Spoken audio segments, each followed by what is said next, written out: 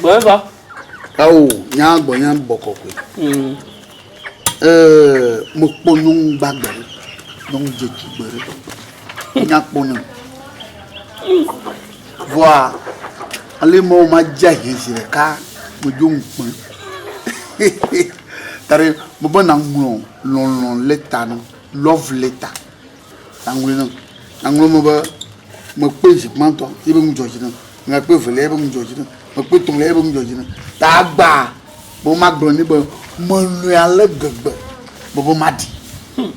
Lo na tegbere yi mo lo ale gbegbe. Bojiri.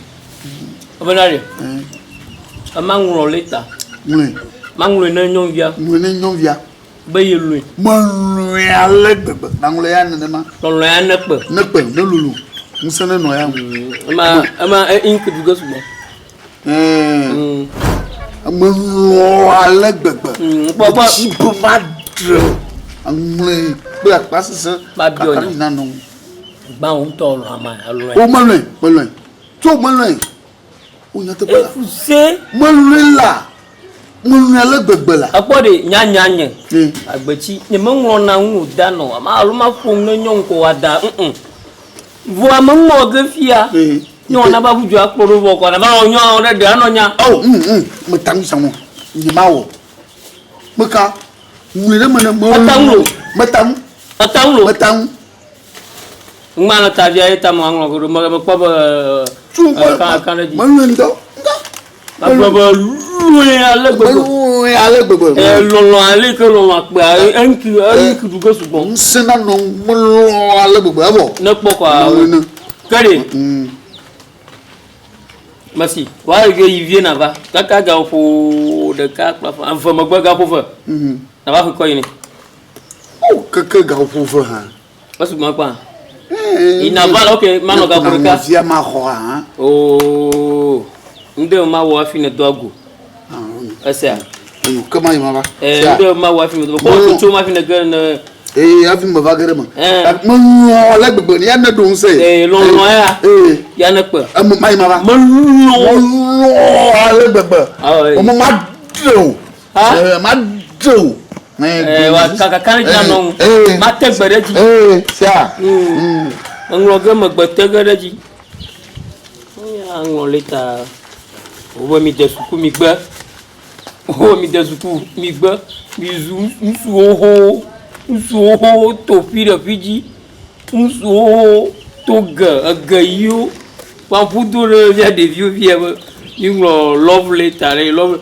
Wa le ne ma game of no bo tapo no bo ga love letter go. Ago. Na ko ni me ma pado ma. Ago. Oh. Amaga. Ya. De ko ma implemo vie ma ore mo ga don. Nga mala mo. Do ko ma u bo me. Amule bo. Mo bo ino le ko ya ga ma imo na ma chiji de mo ngulu no boy. Oh ka la ga ma ji. Mo vi ma ngulu. Ngulu na suba. Oh. Enya na bla. Oh ngulu. Oh, mo vi ma ngulu no ore. Ma ko. Oh, mo Oh, ngulu. Wa so se ya ga do dia. Ne mo ngulu, anya ta mo ngulu ko do a. Ne mo ngulu ko do ari. No yo atro bodu mo do. Nyawa. Mo wo wa gbalejia. Akonte anwo nda gbalejia. Be ngulu re pa de ka kwa. Anyu jaja ne ngo gene nyon. Onye lo lete. Ne ngulu bodu ko ka nyon atro bodu. Anya nyonwa. Amuko. Anya nyonwa. Awo krima ko. Mahina sa. My beautiful sweet lover. I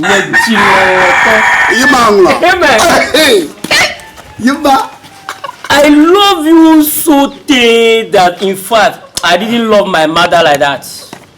Like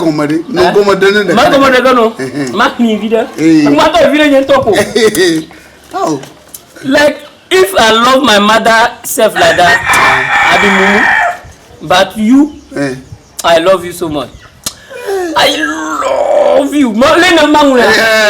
Yima. Mata baraji. Ala gbegbe. Yima go mata fiaro.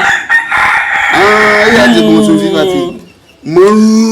Ala gbegbe. Agum madiu madaga. Havo. Amagbe ala gbegbe. If everything can happen, me share trop jojo. A ti trop jaja. Madaga ko. Mado.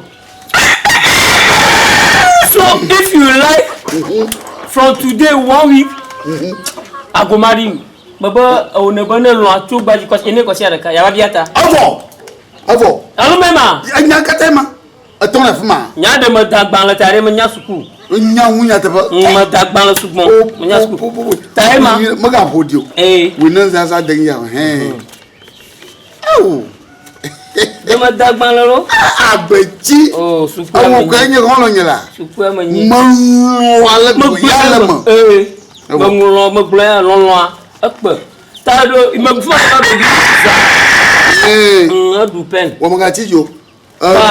Kwene nilula na wana manyanya titi nyangero na alulari na wana manyanya wana nanya kaka wotro ya na mayiko ma vaga gbo na mo vakwa nya jingu koroma ma je biya te tira ba chupare kare ba gani hapo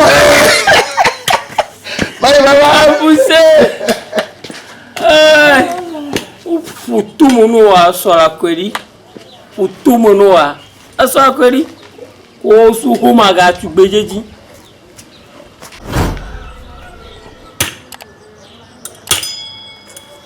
ago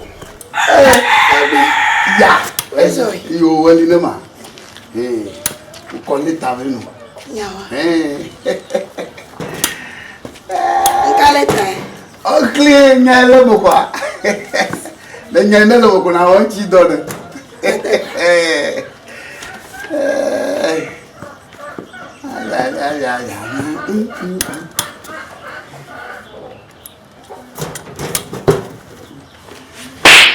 Oh, ngejo. Kele. Oh, leke ni na. Mi ako mo ra balama iwo mele. Mo ra balama ko balama nya. Ko mana nya. Ko tu mena iwo mele. Ten mana nya tete.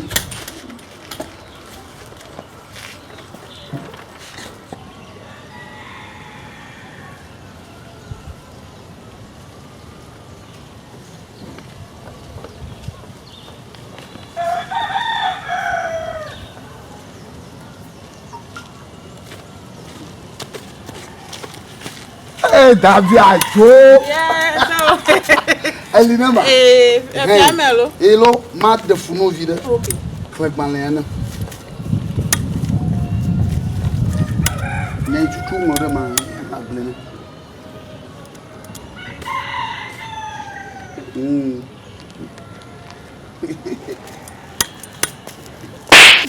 Oh! Lakinya. Klemuna ma alo mo ngaji poma.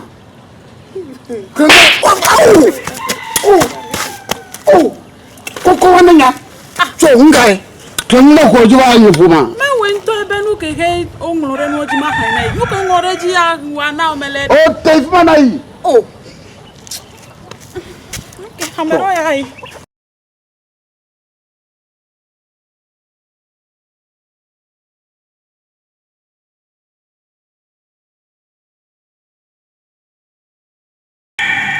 Doctor's advice. I am sick. Slap me and my sickness will go. Nga ngomlora. Awla khumwa yale mwaji mbakhana. Yeah, okay, I'm sick. Slap me and my sickness will go. I go menyabe mejedo. Potu menam. Obanga. Potu menam. Nyajo jajo. Nguyala manaje mbakhana yana. Owe mejedo. Potu menam. Nyajo jajo. Yo ngula kwa naja. Ngula kwa naje ma. Ba majedo. Potu menam. Na potu menam ko nyedo jajo. Yo ngula kwa naja. Ko fi sa kwa. Sa wa kai fi mala.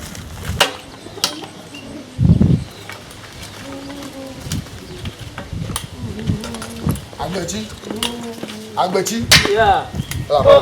Yeah. Ko. Kele tanu. Lakoja. Kele tanu. Lete ama hino chafi ne kwa hino kache. De leta na khne. De leta na khne. d'accord. Pusani. Parole est d'accord. Pusani. Eh. Ani moto. Église à la Ngo Afo comment on a offre. Afo. Ah. Gabaka. Offre. Gaba. Asato mabi. Asato. Ah. Nene. Mano te manda fo pa. Eh, ne magalenge ka. Ba oba fo ka. Ah, como la fo nsi wa ko la. Ah, asato. Adumbika. Zobika fo ama. Zobika. There's Foco.